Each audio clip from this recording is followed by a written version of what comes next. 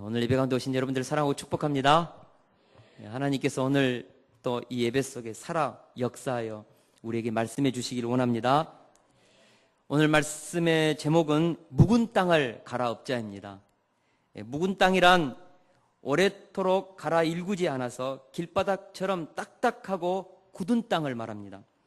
오늘 본문에 나오는 신학적인 표현으로 말하면 목이 곧고 마음과 귀에 할례를 받지 못한 사람의 마음이라고도 표현할 수 있겠습니다. 다시 말해서 강팍하고 완악한 마음을 굳은 마음, 묵은 땅 이렇게 표현하는 것입니다.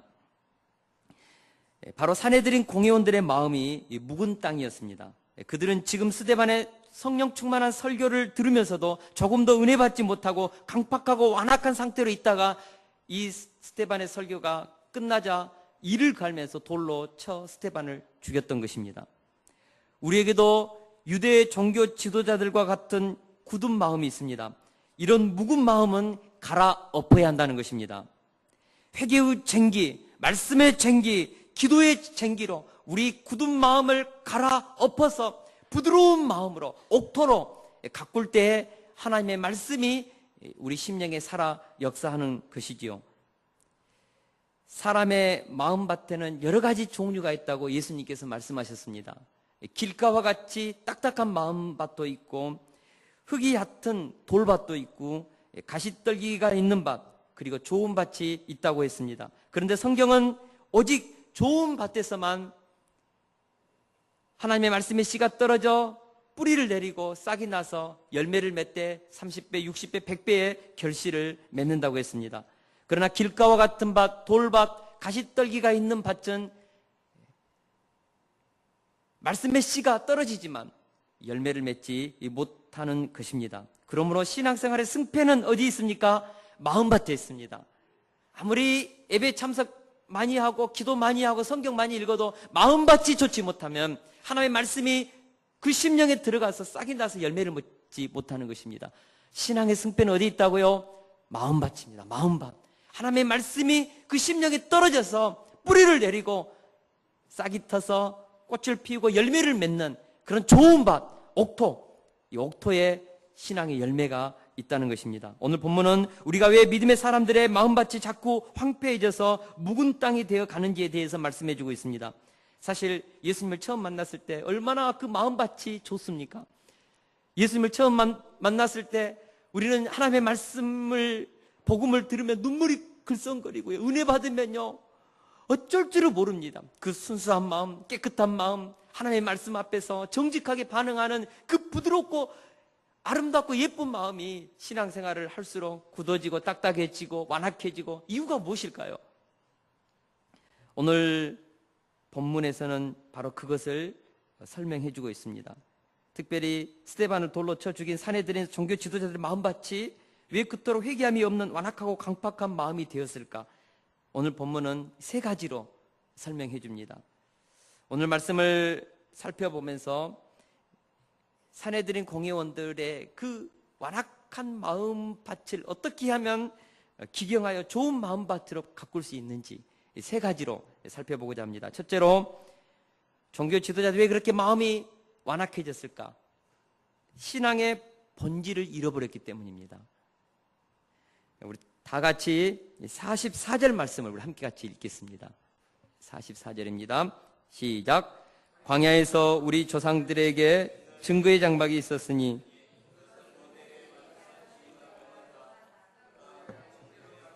만들게 하신 것이라. 아멘. 지금 스데반은 성전을 못 오겠다는 그런 죄목으로 고소되었습니다. 그래서 스데반은 44절부터 성전의 기원과 본질적인 의미를 설명하기 시작합니다. 성전은 무엇인가? 눈에 보이는 성전. 스데반은 이 성전이란 하나님께서 보여주고 말씀하신 그 양식대로 모세가 만든 증거 장막이라고 말하고 있습니다. 증거 장막, 곧 성막 또는 하나님을 만나는 장소, 회막, 그런 의미를 가지고 있습니다. 출애굽기 25장 8절에는 이렇게 명시되어 있습니다. 내가 그들 중에 거할 장소를 그들이 나를 위하여 짓되, 그러니까 하나님은 모세에게 하나님이 거하실 수 있는 성막을 짓게 했습니다. 성막은 무엇인가? 하나님이 거하시는 집, 하나님이 머무르는 하나님의 집을 성막이라고 했습니다. 증거장막, 회막.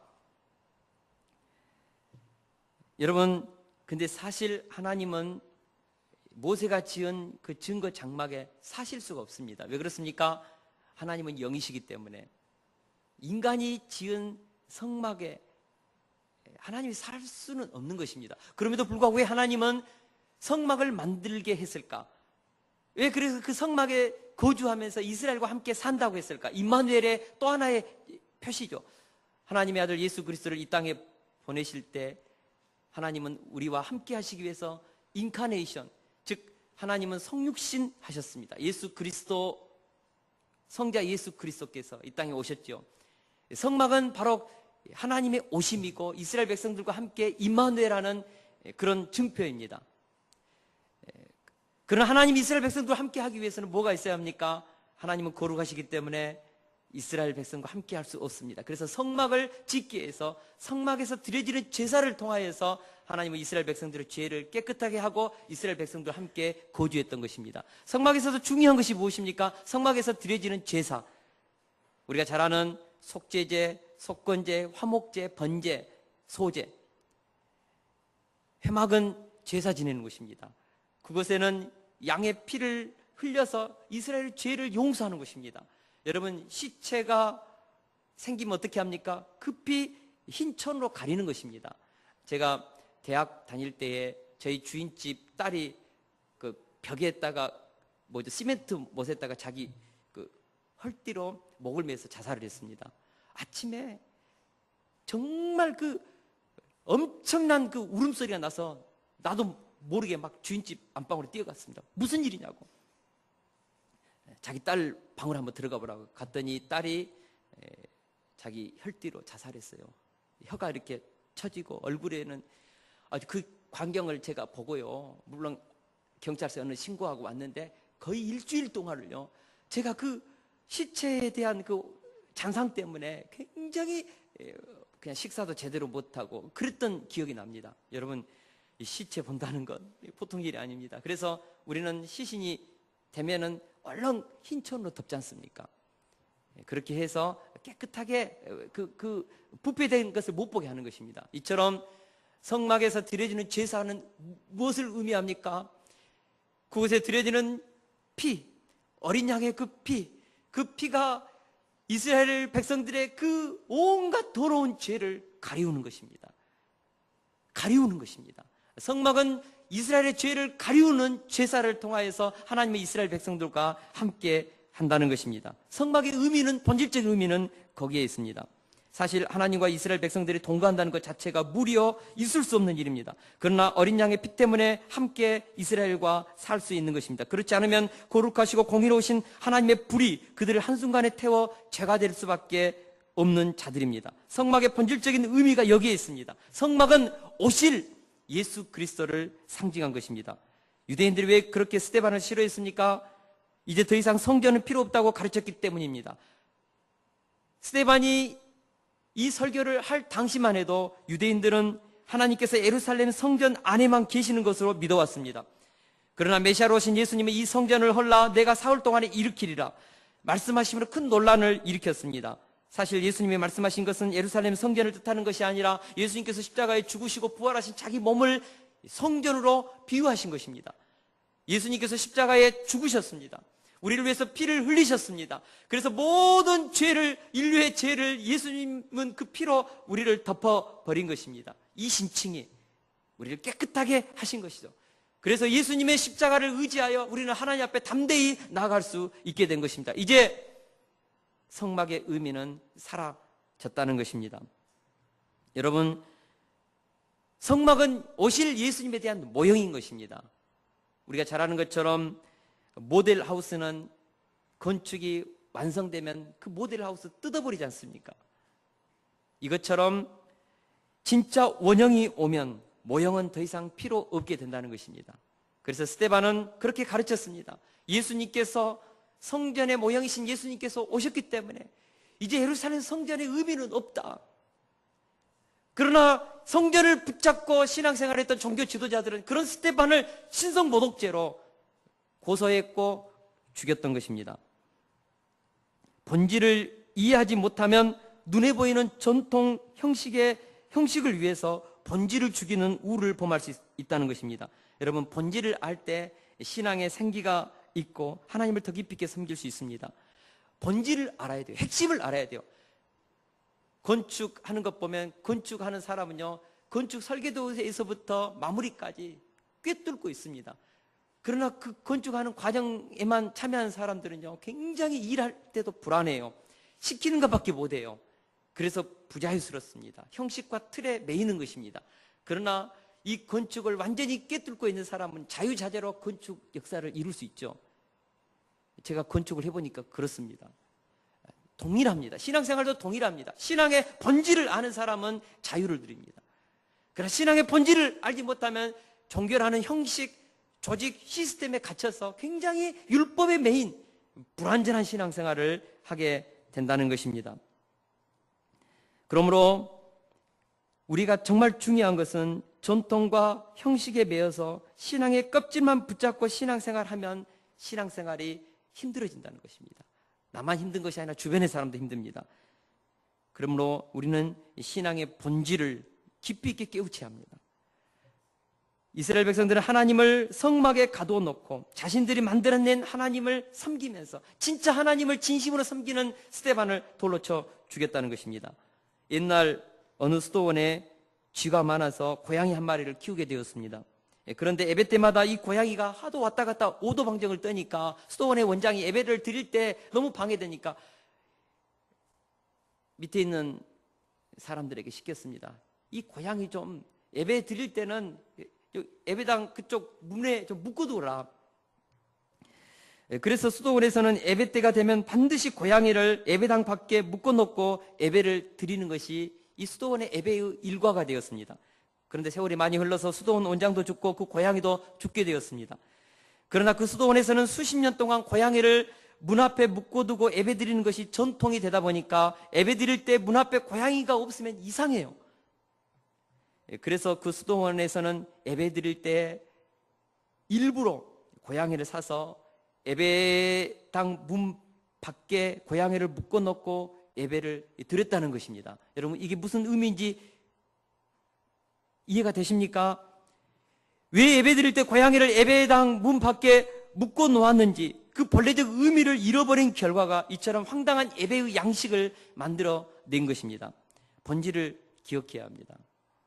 1517년 종교개혁 당시 천주교는 너무나 많은 잘못된 전통으로 신앙의 본질을 훼손하고 있었습니다. 고해성사, 면죄부 판매, 성인 숭배, 연옥설, 마리아 숭배, 이런 것들은 기독교 신앙의 본질에서 벗어난 신앙의 전통들이었습니다. 이때 많은 신앙의 성서의 본질을 깨우쳤던 소수의 사람들이 이거 틀렸다, 잘못됐다, 그렇게 계획을 말하기 시작했습니다. 이것이 바로 1517년 종교개혁의 시발점이 되었던 것입니다. 제가 전에도 말했던 것처럼 개혁이란 말은 리폼입니다. 이 폼, 우리가 처음 어떤 예배의 폼이 생깁니다. 그 폼이 자꾸 하다 보면 이 폼이 여러 가지 변형을 거치면서 인간의 욕망과 어떤 그 상황 속에서 맞추다 보니까 이 폼이 변질돼요. 그래서 본래적인 폼을 잃어버립니다. 그래서 리폼, 다시 원래의 폼으로 돌아가자. 이것이 뭡니까? 개혁의 정신입니다. 우리가 신앙생활 하다 보면 잘못된 어떤 신앙의 전통들이 우리의 신앙을 형식화시켜버리고 고착화시키고 화석화시킬 수 있습니다. 이럴 때 우리는 어떻게 해야 됩니까? 우리의 굳어진 이 폼을 리폼시켜야 합니다. 뭘로요? 하나님의 말씀으로. 그래서 종교개혁의 가장 큰 슬로건은 솔라 스크립트라, 성경으로 돌아가자. 성경을 깊이 있게 배울 때 우리는 신앙의 본질을 깨우칠 수 있습니다. 기도의 본질, 믿음의 본질, 금식의 본질, 예배의 본질, 찬양의 본질, 이 모든 본질은 성서 안에서 우리는 다시 회복해야 되는 것입니다. 할렐루야. 그러므로 항상 우리가 말씀으로 돌아가야 합니다. 말씀. 신앙에서는 말씀이 너무너무 중요합니다. 제가 우리 다니엘 인터콥에서 이제 훈련을 지금 계속 받고 있는데 제가 그 말을 해줬습니다. 인터콥이라는 그 신앙 좋은 점이 너무 많다. 그러나 한계가 있다. 이런 점은 한계 있다. 그래서 네가 인터콥의 사람이 되어서는 안 된다. 제가 UBF라는 선교단체에 있어봐서 압니다. 선교단체의 신앙에 한계가 있습니다. 그 사람이 되어버리기 쉽습니다. 우리는 예수님의 제자요, 성서가 우리를 가르쳐주는 그 무궁무진한 성서의 신앙의 세계 속에서 우리가 신앙생활을 해야 되는 것입니다. 할렐루야. 그래서 우리가 자꾸 신앙의 본질을 깊이 있게 깨우치기 위해서 성서로 돌아가야 합니다. 그래서 진짜 신앙이 깊은 사람은 성경을 묵상합니다. 그러면 여러분 신앙의 자유가 생기는 것입니다. 둘째로 신앙의 역사를 망각했을 때 마음밭은 점점 더 굳어진다는 것입니다. 우리 스데반 집사는 44절에서 46절에서 짤막하지만 성막의 역사에 대해서 설명합니다. 성막은 모세가 시내산에서 하나님으로부터 받은 명령대로 만들어졌습니다. 이 성막은 봉헌된 후에 50일을 시내산에 머물렀으며 그해 2월 20일 이동을 시작했습니다. 다시 말해서 하나님이 지시하신 이 성막의 본질은 어디에 있습니까? 이동성입니다. 이동성. 인류 역사를 봐보십시오. 어느 성전이 이동성을 가지고 있습니까? 수많은 우상의 신전들은 어마어마한 그 돌로 대리석으로 짓지요. 고정화된 성전입니다. 그러나 하나님의 성전만큼은 이동성입니다. 무엇을 말합니까? 하나님은 이스라엘 백성들이 이동하는 그 모든 장소에 그곳에 하나님은 동행하시고 임재하시는 하나님, 어디 가든지 하나님은 그곳에서 예배를 받으시는 것입니다. 성전이 있는 그곳에서만 하나님이 계신 것이 아니라 우상은 성전이 있는 그곳에만 있지만 하나님은 이동성 성막을 통하여서 이스라엘 백성들과 동행했다는 것이죠. 이것이 성막의 본질입니다. 이것이 성막의 정신입니다.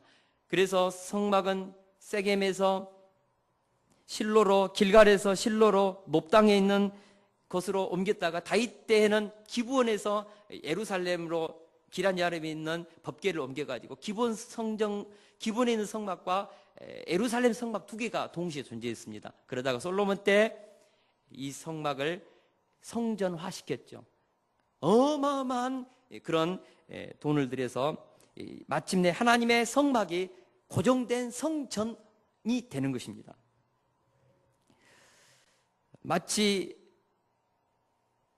시내산에서 만들어졌던 성막은 487년이 지난 후에 솔로몬 때에 이제 고정화된 성전이 되었던 것이죠. 솔로몬이 성전을 지었을 때 이제 이스라엘 백성들의 예배를 드리기 위해 최고의 환경과 조건을 갖추게 되었습니다. 그러나 기회가 위기가 될 때가 있습니다.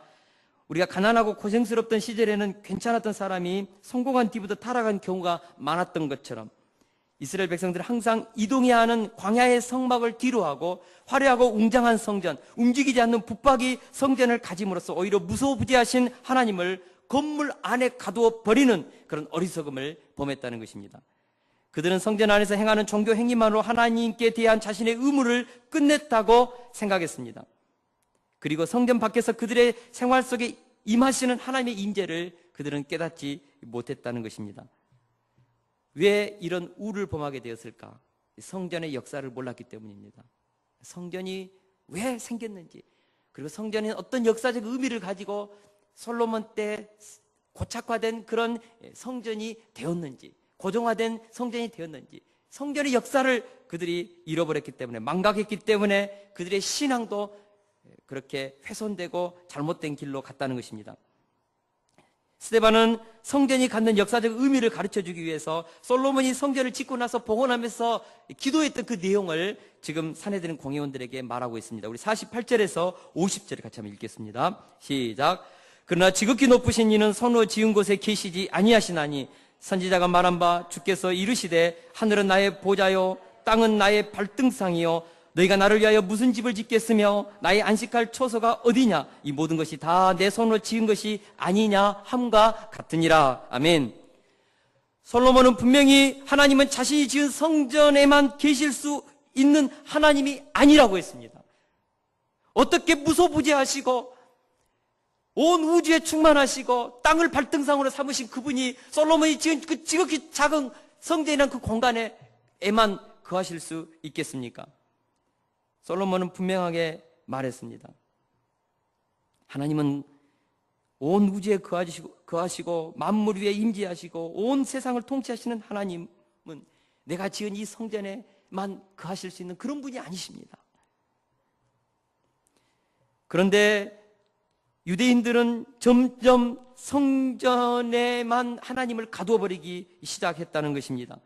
성전이 마침내 하나님이 되어버렸습니다. 마침내 성전 숭배 신앙으로 고착화되어 버렸다는 것입니다. 마침내 종교 지도자들은 하나님의 의도를 훨씬 넘어서 성전의 중요성을 과장하기 시작했고, 하나님보다 하나님의 영광을 위해서 건축한 성전 건물에 더 많은 관심을 기울였습니다. 이렇게 해서 그들은 성전 숭배라는 유대교의 종교적 체제 안에 갇혀서 살아계신 하나님을 망각하는 우를 범했다는 것입니다. 지금도 유대인들은 제3의 성전을 짓기 위해서 준비하고 있습니다. 단체 신채호 선생님은 역사를 잊은 민족에게는 미래가 없다고 했습니다. 하나님은 역사 속에 활동하셨고 역사 속에서 구원을 이루셨습니다. 그래서 하나님은 끊임없이 이스라엘 백성들에게 하나님께서 역사 속에 개입하셨던 그 사건을 기억하라. 우리가 잘 아는 것처럼 유월절을 기억하라. 광야 40년 동안 하나님이 너희를 어떻게 지켜주셨는지 초막절, 장막절을 지켜라. 불임절에서 하만의 그 괴락으로부터 어떻게 이스라엘 백성들을 구원했는데 불임절을 너희들은 가지라는 것입니다.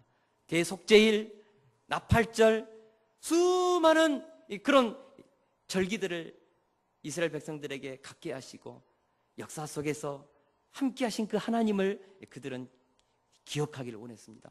역사를 망각하지 말라. 너희들을 어떻게 구원했는지, 내가 어떻게 너희들을 출애굽시키고 여기까지 인도했는지 그 역사 안에서 행하시는 그 하나님을 기억해라. 예수님도 십자가에서 죽으시기 직전에 제자들과 마지막 최후의 만찬을 하면서 이것은 내 살이다, 받아 먹으라. 이것은 내 피다, 받아 마시라. 성찬식을 제정하시고 주님이 오실 때까지 이것을 너희들은 시행하라. 예수님의 십자가와 예수님이 우리를 위해서 흘린 피와 우리를 위해서 찢긴 그 살을 우리가 먹고 마시면서 주님의 그 십자가를 우리가 기억하라고 했습니다. 망각하지 말라. 너희를 위해서 흘린 피다. 너희를 위해서 찢긴 내 살이다. 받아 먹으라, 마셔라. 망각하지 말라는 것입니다. 우리 신앙에 있어서 중요한 것은 하나님 우리를 위해서 개입하신 그 역사를 우리가 기억하는 것입니다. 개인적인 삶도 똑같습니다. 하나님께서 어떤 나를 여기까지 인도해 오셨는가? 하나님께서 어떤 자녀들을 지금까지 보호하시고 이렇게 키워오셨는가? 하나님께서 죽어가는 나를 어떻게 만지셨는가? 운전하다가 정말 죽을 수밖에 없는 상황 속에서 어떻게 나를 구출해냈는가? 건져냈는가? 무수한 우리들에게는 하나님이 우리 인생 가운데 개입하신 역사의 스토리가 있다고요. 무너진 사업단을 어떻게 하나님이 이렇게 세웠는가? 무너진 그 자녀를 하나님께서 어떻게 구원해내서 이렇게 아름답고 건강한 자녀로 축복에 세우셨는가? 여러분, 하나님께서 하신 그 역사적인 스토리 없습니까? 우리는 그것을 기억해야 합니다. 저는 정말 골빈당이었습니다. 허랑방탕하게 살던 자를 하나님께서 만나주시고 구원해 주셔서 이 아름다운 목양자 인생, 생명을 살리고 영혼을 정말 섬기는 목양자 인생을 살겠습니다. 하나님의 축복이지요. 제 아내 우리 최선희 사모는 점쟁이가 28에 죽는다고 했습니다. 28에. 당신의 운명이 거기까지요. 우리 하나님, 그러나 부활이요 생명 되신 그 하나님을 만났습니다. 28살, 그 해가 어떻게 지나가는지 모르게 주를 위해서 살다 보니까 어느 날 26살이 지나갔대요. 지금도 아주 건강하게 열심히 잘 살고 있습니다. 하나님은 우리의 운명을 바꾸십니다.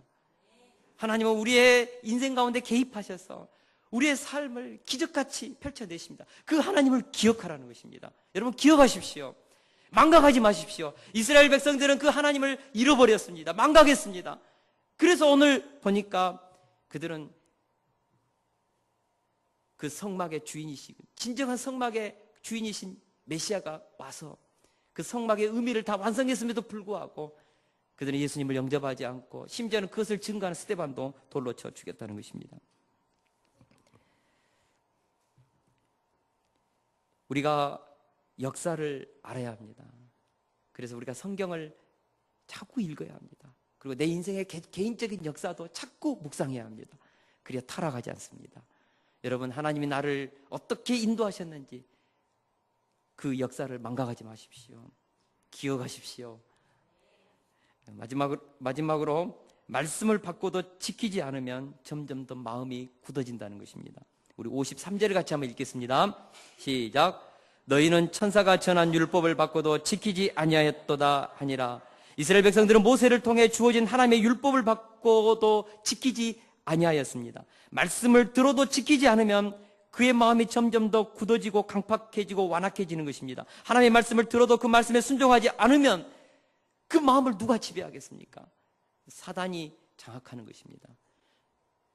하나님이 우리를 통치하지 않으면 누가 우리를 지배하겠습니까? 공중의 권세 잡은 그 악한 영이 우리를 사로잡는 것입니다. 아무리 사로잡히지 않고자 해도 내 자유의지를 가지고 산다 해도 어느 순간 미혹의 영이 우리를 사로잡고 우리를 끌고 가는 것입니다.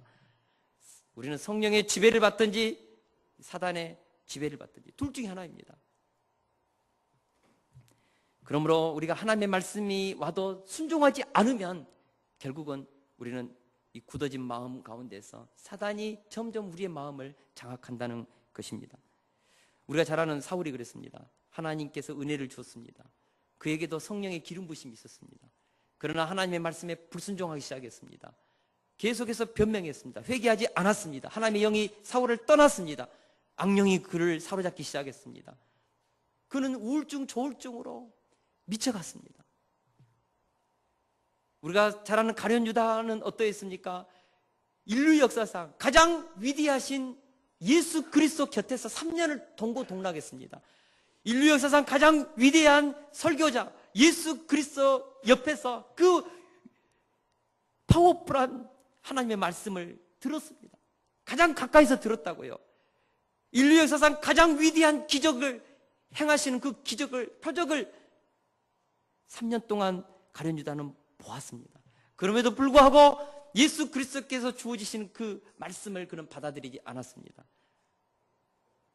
가룟 유다의 가장 큰 죄가 무엇입니까? 주님이 말씀을 들었지만, 지식적으로 알았지만 가룟 유다는 그 말씀을 자기 것으로 삼지 않았습니다. 그 말씀을 적용하지 않았습니다.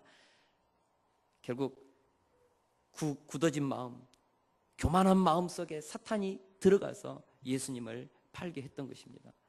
여러분, 우리의 마음이 굳어지고 말씀에 순종하지 않으면 결국은 사단이 우리를 장악해 가는 것입니다. 말씀을 지키는 것은 하나님을 위함이 아니라 바로 나를 위함인 것입니다. 우리가 말씀을 지킬 때 살아계신 하나님의 영이 우리 안에 살아 역사하는 것입니다. 그때 죽은 영혼이 살아나고 상처가 치유되고 거룩한 능력이 나타나는 것입니다. 그러나 아무리 강력한 능력의 말씀이라도 지키지 않으면 영혼이 타락하여 죽게 되는 것입니다. 결국 그 심령이 황폐하여 점점 잡초들이 자라고 가시덤굴이 자라서 하나님을 대적하는 삶을 살게 되는 것입니다. 그러므로 우리가 하나님의 말씀이 떨어질 때 우리가 그 말씀을 나의 삶으로 적용시켜야 합니다. 할렐루야. 지금 스데반을 고발하여 죽이고자 하는 종교 지도자들의 마음이 분명 가룟 유다의 마음처럼 사울 왕의 마음처럼 완악하여 도무지 변화의 가능성이 없었습니다. 그래서 스데반은 변화의 희망이 없는 그들에게 무서운 카운터 펀치를 한 방 날립니다. 바로 그것이 51절 말씀입니다. 우리 51절을 같이 한번 읽겠습니다. 시작. 목이 곱고 마음과 귀에 할례를 받지 못한 사람들아, 너희도 너희 조상과 같이 항상 성령을 거스르는도다. 여기서 목이 곧다는 것은 마음이 강팍하고 완고하다는 뜻입니다. 그들은 자기 의로 가득 차서 하나님 앞에 머리를 숙이지 않았습니다. 교만과 독선으로 가득했습니다. 그들은 단지 몸에 할례를 받았다는 이유만으로 자신들이 선택된 민족이라는 그 영적인 교만에 지금 빠져 있었다는 것입니다. 여러분, 묵은 땅을 기경하지 않으면 결국은 그 묵은 땅을 사단이 경작한다는 것을 깊이 있게 깨달을 수 있기를 축원합니다. 아무리 말씀의 씨를 뿌려도 묵은 땅에는 하나님의 말씀이 역사하지 않습니다. 예수님은 비유로 말씀하시기를 농부가 길가에 씨를 뿌렸습니다. 그 딱딱한 그 길가에 씨앗이 들어가지 못하고 튕겨 나갔습니다. 그랬더니 새가 와서 그 씨앗을 주워 먹어버렸습니다. 무슨 비유입니까? 묵은 땅, 완악하고 딱딱하고 굳은 마음에 하나님의 말씀이 들어와도 그 말씀을 배척하고 튕겨내고 받아들이지 않으면 사탄이 와가지고 그 말씀을 다 가져가 버리는 것입니다. 왜 가져갈까요? 그 하나님의 말씀은 능력의 말씀, 기적의 말씀, 구원의 말씀, 우리 인생을 살리는 생명의 말씀, 역사하면은 기적이 일어나고 30배, 60배, 100배 열매를 맺으니까 가져가 버리는 것입니다. 깨닫지 못하도록 가져가 버리고 묵상하지 못하도록 가져가 버리는 것입니다. 사탄은 그런 것입니다. 오늘 이 시간에도 하나님의 말씀이 떨어질 때 사탄은 활동하실 것입니다. 한 귀로 들을 때 싹 가져가 버릴 것입니다. 그 말씀을 아멘하고 받아들인 심령 안에 살아 역사하는 것입니다. 그러니까 좋은 마음밭에만 이 말씀은 심겨지는 것입니다.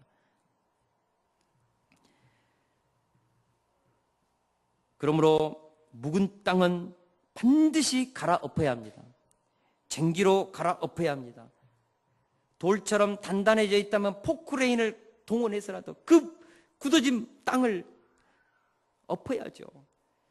바위돌과 같이 큰 것이 있으면 다이너마이트를 그 속에 집어넣어서 터뜨려서 그 돌을 깨뜨려서 다시 옥토로 갖고 내야 합니다. 옥토, 좋은 밭, 그곳에만 하나님의 말씀은 떨어져서 역사하는 것입니다. 할렐루야. 묵은 땅을 그대로 둔 결과가 무엇입니까? 우리 51절을 같이 한번 읽겠습니다. 51절. 51절 다시 한번 읽습니다. 시작.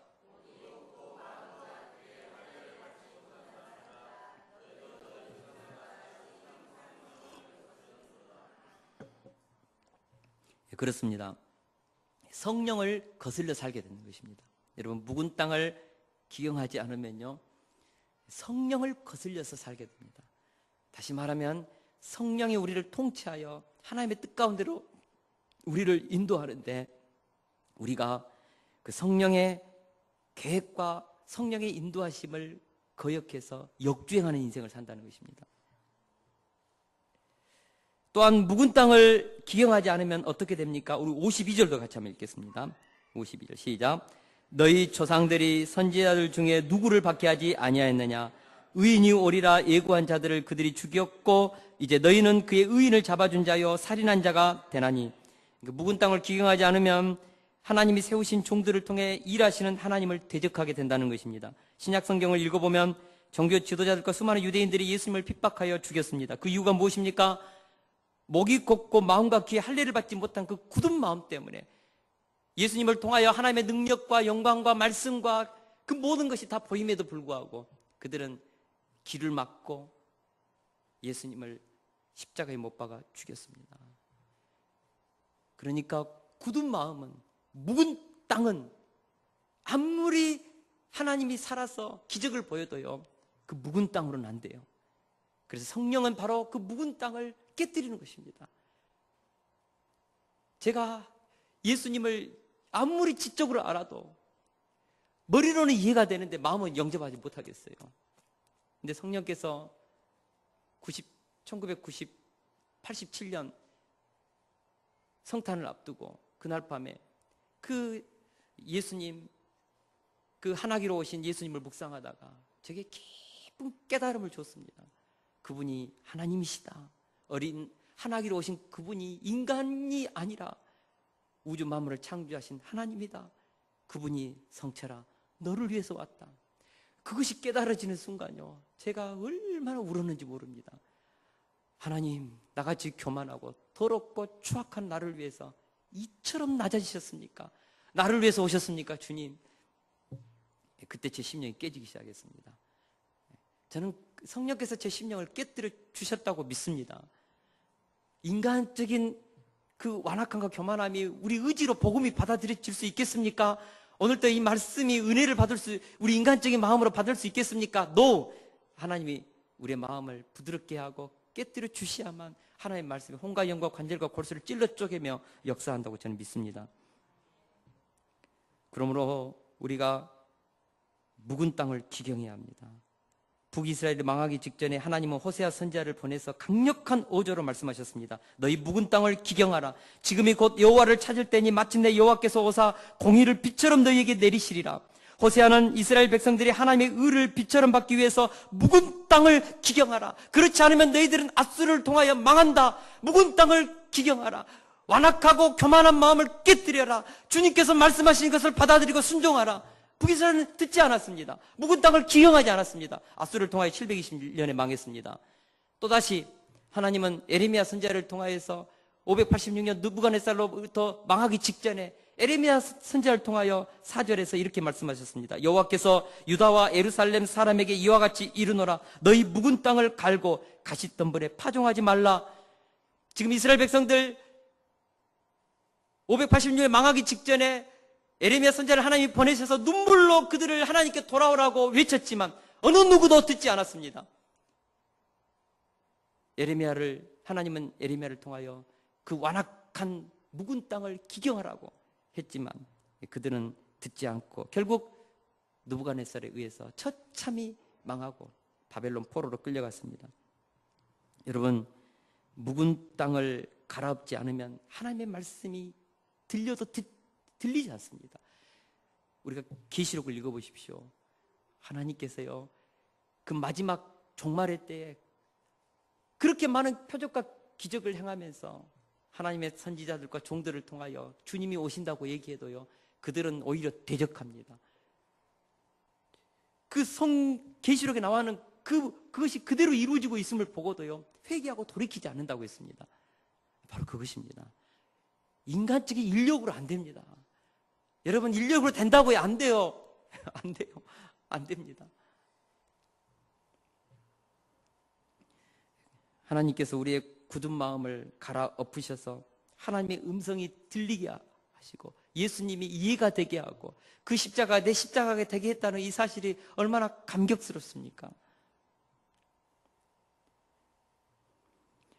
그럼에도 불구하고 우리가 신앙생활하다 보면 종종 우리의 마음이 굳어질 때가 있습니다.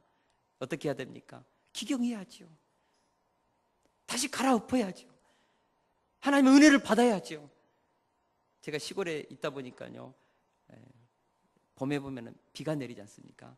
비가 되면 어김없이 우리 아버님 소를 끌고 와서 땅을 이렇게 갈아엎습니다. 비가 온 후에는 땅이 보드러워집니다. 오늘 이 시간 하나님의 은혜의 단비가 여러분들의 심령에 촉촉히 적신다면 오늘 이 시간 지금 갈아엎으세요. 회개하세요. 돌이킬 것은 돌이키고 끊을 것은 끊고 하나님 앞에 결단할 것은 결단하고 다시 한번 나오십시오. 이번